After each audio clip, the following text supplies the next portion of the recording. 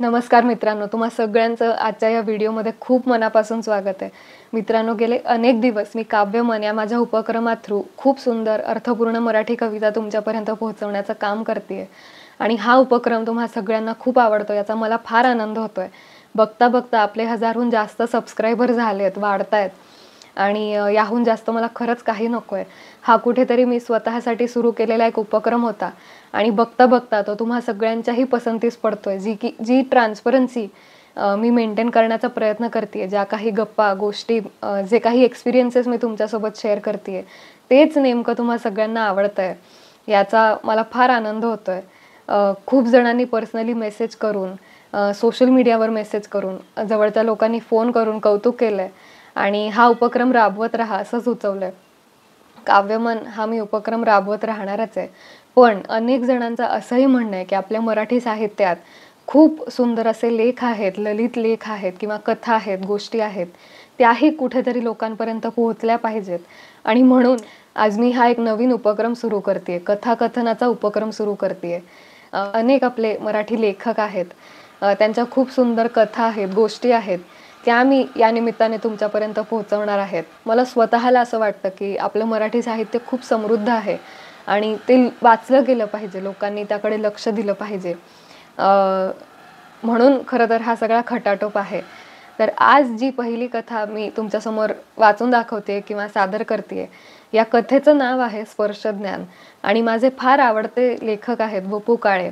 यांच्या लिखाणाचा माझ्या लिखाणावरती फार इन्फ्लुएन्स आहे. यांच्या दोस्त नावाच्या या पुस्तकातली ही कथा आहे.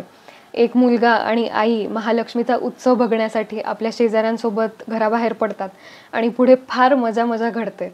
मला खात्री आहे तुम्हाला ही कथा फार आवडणार आहे. छोटीशी कथा आहे. तर त्या मुलाच्या आणि आईच्या संभाषणाने ही कथा सुरू होते. कथेचं नाव आहे स्पर्शज्ञान. मागच्या दाराला कडी लावली का? हो, केसातून शेवटचा कंगवा फिरवीत मी म्हणालो. चला आटपा, लिमयांची मंडळी केव्हाची रस्त्यावर येऊन उभी राहिली आहेत. आईचा सूर या वाक्याला थोडा वरचा लागला. आता आटपणं भाग होतं. मी मग पुढच्या खोलीत आलो. पायात चपला सरकवल्या. आई पण लगबगीनं बाहेर आली. रात्री 9च्या पुढे महालक्ष्मी पाहायला बाहेर पडायचं, 1.5-2 मैलांची तंगडतोड करायची, हे पिताजींना अजिबात मंजूर नव्हतं. इतकंच नव्हे तर 11 ते 12च्या दरम्यान परतणाऱ्या मंडळींनी केलेली झोपमोड पण त्यांना पसंत नव्हती. त्यावर उपाय बाहेरून कुलूप लावणं एवढाच होता. त्यात घरी एक पाहुणा आला होता. आम्ही सगळे रस्त्यावर आलो. लिमयांच्या कुटुंबात सामील झालो. आईनं तेवढ्यात विचारलं, मी कुलूप तर नीट लावलं असेल ना? हो, लावलंय की, मी जरा दडपूनच म्हणालो. कडी कोयंडात अडकवली का तसंच कुलूप लावलं काही आठवत नाही बाई. आईला नेहमीच असे प्रश्न पडतात. जा पटकन पाहून येतोस का? मी फिरलो. धावत घरी आलो. कुलूप 2-3दा ओढून पाहिलं. धावत तसाच सगळ्यांच्यात सामील झालो. या सगळ्यात आईच्या चेहऱ्यावर मात्र समाधान दिसलं. आमची पदयात्रा सुरू झाली. माझ्या वयाच्या 2-3 मुली होत्या, कुंदा, सुशिला, विजया वगैरे. आमच्या फालतू गोष्टी सुरू झाल्या. पण मला वास्तविक मोठ्या माणसांच्या गप्पात फार दिलचस्पी होती. माझी चाल हलके मंदावयाची. मी मागे राहिलो की मोठ्या माणसांचा आवाज बारीक होत जायचा. फडक्यांची सून, तिचं काही समजलं का? आणि त्याच्या पुढचं वाक्य कुजबुजतच बोललं जायचं. मग दुसरी कोणीतरी मोठ्यांदा हसायची. मग तिसरीच कोणीतरी, अहो त्या बापटांच्या मुलांचं पण. त्याच्या पुढचं वाक्य सेन्सॉर व्हायचं. वशा, तुझं काय रे मोठ्या माणसात? ती कुंदा, सुशी बघ कशी पुढे गेली. जा त्यांच्यात, असं मागे राहायचं नाही.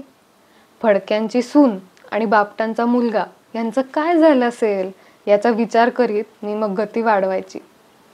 असं करता देऊळ आलं. सगळ्या बायका, अगदी सुशी, कुंदा देखील आत गेल्या. आमची नेमणूक मात्र देवळाबाहेर चपला सांभाळण्यावर झाली. नीट लक्ष ठेवा सगळ्यांच्या चपलांवर. आम्ही येतोच. आमच्यापैकी कुणी आलं की मग तू आत जा. मी होकारार्थी मान डोलावली. 4-5 मिनिटं चपराशाची भूमिका पार पाडल्यावर एकदाच्या सगळ्या बाहेर आल्या. मी आत गेलो. का कोणास ठाऊक, पण मी आत रमलो नाही. वडिलांचं मत मला एकदम पटलं. रात्री 9च्या पुढं चिक्कार पायपीट करून धावून तो प्रकार पाहावा एवढा महत्त्वाचा नव्हता.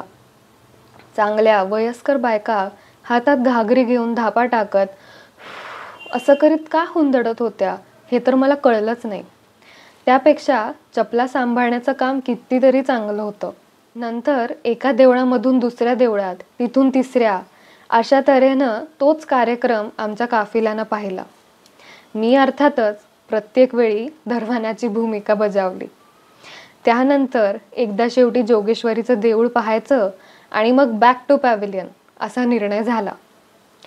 चालण्यात कसूर नको, वाहनाची मागणी नको म्हणून आम्हाला वाटेत फुटाणे, गोळ्या आणि तत्सम वस्तूंची लाच देण्यात आली.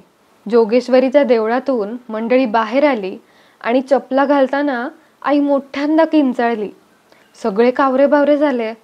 काय झालं ची पृच्छा प्रत्येकीनं केली. आई एकदम माझ्यावरच गरजली. काय रे वेंधळ्या, माझी दुसरी चप्पल कुठं आहे? अहो शांताबाई, रागवताय काय लेकरावर एकदम? असेल आसपास, हे म्हणणाऱ्या बाईकडं मी डोळे भरून बघून घेतलं. तथापि सत्यसृष्टीत काहीही फरक पडला नाही. आईची चप्पल कुठंच सापडेना आणि तीही एकच. चप्पल शोधता शोधता आईचं तोंड चालू झालं. 4 लोकात अस्मादिकांची पूजा सुरू झाली. एवढं कसं मेलं लक्ष नाही, मुख दुर्बळ, समोरून नेल्या तरी कळू नये. शर्थ झाली बावळेपणाची. या इथपासून जी सुरुवात झाली ती मलाच मेरीला येण्याची इतकी काय इच्छा झाली तेच कळत नाही. तरी हे म्हणत होते नको जाऊ नको जाऊ, पण नुकसान व्हायचं होतं ना, व्हायचीच माझी इच्छा. पण शांताबाई, नेणाऱ्यानं तरी एकच चप्पल कशी न्यावी या प्रश्नानुसार मग त्या एकच चप्पल नेणाऱ्या अज्ञात इसमाचा उद्धार सुरू झाला. चप्पल पळवणारा तो इसम जर बाजूलाच असेल तर त्याला माझ्याबरोबरच महालक्ष्मीचा अवतार देवळाबाहेर पाहायला मिळाला असेल. या कल्पनेनं मी त्याला गुपचूप शोधू लागलो. चपला सांभाळण्याची कामगिरी संपवून चपला खाण्याची कामगिरी माझी सुरू झाली. ही कामगिरी मला घरी येईतो पुरली. आता हलक्या आवाजात कोणीही बोलत नव्हतं, किंबहुना सगळे गप्पच होते. आईच एकटी बोलत होती. काय मेलं बावळट माणूस. पण मी म्हणते मेल्याला आपली चप्पल आणि दुसऱ्याची चप्पल यातला फरक कसा कळला नाही? अंधारात सुद्धा स्वतःची चप्पल केवळ स्पर्शानं ओळखता येते मला. आई आपल्या स्पर्श ज्ञानाची माहिती सांगत होती.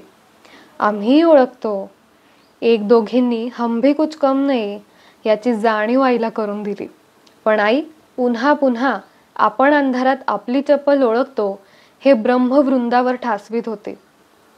पडलेल्या उमेदवाराप्रमाणे मी मागून येत होतो. वरात घरी आली आमची. लिमय मंडळी दुखावटा व्यक्त करीत त्यांच्या घरी गेली. कुलूप आवाज न करता उघडलं गेलं. मी दिवा लावला आणि आई हतबद्ध होऊन भिंतीला टेकून उभी राहिली. क्षणार्धात मलाही उलगडा झाला. आमचं मातृदैवत घरातूनच एक चप्पल स्वतःची आणि एक आलेल्या पाहुण्याची घालून घराबाहेर पडलं होतं. तर अशी ही खूप मजेशीर कथा आहे आणि अनेकदा आपल्यासोबतही असं घडतं. आपण किती हुशार आहोत, आपण हे सांगायला जातो लोकांना, पण शेवटी आपणच तोंडावर पडतो आणि कारण आपलीच चूक असते. तर अशी ही कथा, असा हा प्रयत्न तुम्हाला कसा वाटतोय ते तुम्ही जेन्युइनली कळवा. काही सुधारायचं असेल, काही बदल व्हावेत अशी तुमची इच्छा असेल तर तेही तुम्ही खूप मोकळेपणाने खाली कॉमेंट सेक्शनमध्ये लिहू शकता. काव्यमनला जसं तुम्ही प्रेम देत आला आहात तसंच या कथाकथन या माझ्या उपक्रमाला तुम्ही प्रेम द्याल अशी माझी अपेक्षा आहे. आणि तुम्हाला हा प्रयत्न, हा उपक्रम कसा वाटतोय हे तुम्ही नक्की कळवा. काव्यमनला तुम्ही खरंच खूप छान प्रोत्साहन देत आहात, तसंच देत राहा आणि चॅनलला प्रेम देत राहा. सबस्क्राईब केलं नसेल तर करा आणि जास्तीत जास्त लोकांपर्यंत हे सगळे उपक्रम पोहोचवा, ही सगळी चळवळ पोहोचवा. आणि कथाकथनाच्या पुढच्या व्हिडिओची नक्की वाट पहा.